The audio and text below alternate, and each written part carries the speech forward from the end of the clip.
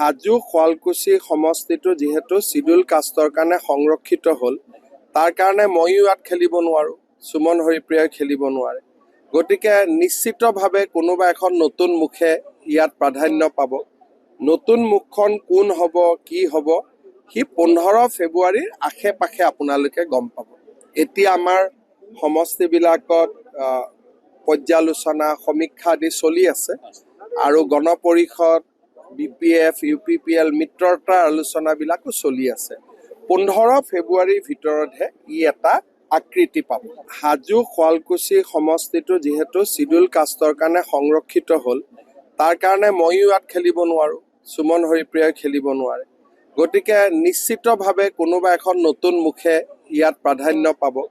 নতুন মুখখন কোন হ'ব, কি হ'ব, সি 15 ফেব্ৰুৱাৰীৰ আশে-পাশে আপোনালোকে গম পাব। এতিয়া আমাৰ সমষ্টিবিলাকত পৰ্যালোচনা, সমীক্ষা আদি চলি আছে আৰু গণ পৰিষদ, BPF, UPPL মিত্ৰতাৰ আলোচনাবিলাকো চলি আছে। 15 ফেব্ৰুৱাৰীৰ ভিতৰতহে ই এটা আকৃতি পাব। হাজো শুৱালকুছি সমষ্টিটো যিহেতু শিডিউল কাষ্টৰ কাৰণে সংৰক্ষিত হ'ল, তাৰ কাৰণে ময়ো ইয়াত খেলিব নোৱাৰোঁ, সুমন হৰিপ্ৰিয়াই খেলিব নোৱাৰে। গতিকে নিশ্চিতভাৱে কোনোবা এখন নতুন মুখে ইয়াত প্ৰাধান্য পাব।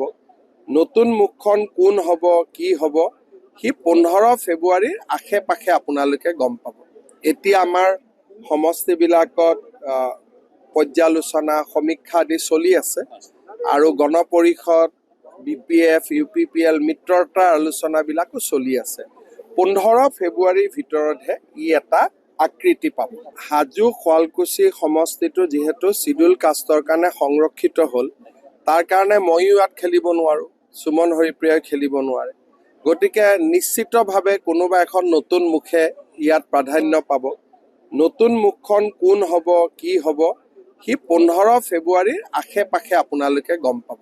এতিয়া আমাৰ সমষ্টিবিলাকত পৰ্যালোচনা, সমীক্ষা আদি চলি আছে আৰু গণ পৰিষদ, BPF, UPPL মিত্ৰতাৰ আলোচনাবিলাকো চলি আছে।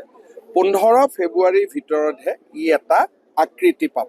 হাজো শুৱালকুছি সমষ্টিটো যিহেতু শিডিউল কাষ্টৰ কাৰণে সংৰক্ষিত হ'ল, তাৰ কাৰণে ময়ো ইয়াত খেলিব নোৱাৰোঁ, সুমন হৰিপ্ৰিয়াই খেলিব নোৱাৰে। গতিকে নিশ্চিতভাৱে কোনোবা এখন নতুন মুখে ইয়াত প্ৰাধান্য পাব। নতুন মুখখন কোন হ'ব, কি হ'ব, সি 15 ফেব্ৰুৱাৰীৰ আশে-পাশে আপোনালোকে গম পাব।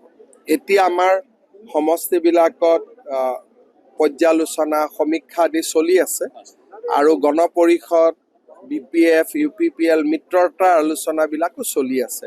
15 ফেব্ৰুৱাৰীৰ ভিতৰতহে ই এটা আকৃতি পাব।